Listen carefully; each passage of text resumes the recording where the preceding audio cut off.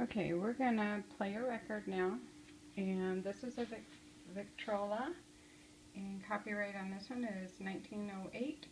Yep, that's how old it is. This is a 78. Oh, and this record is only recorded on one side, nothing on the back. Let's see here. I'm gonna set this to 78, which it is, and then you have to give it a little push just to get it started, and then when you turn it off, it shuts off by itself. But we're going to drop this down manually. And then that's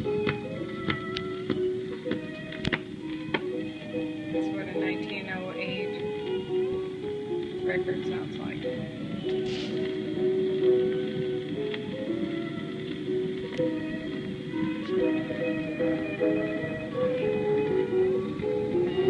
Lift up, come over to the side, shut it off, and it stops automatically by itself.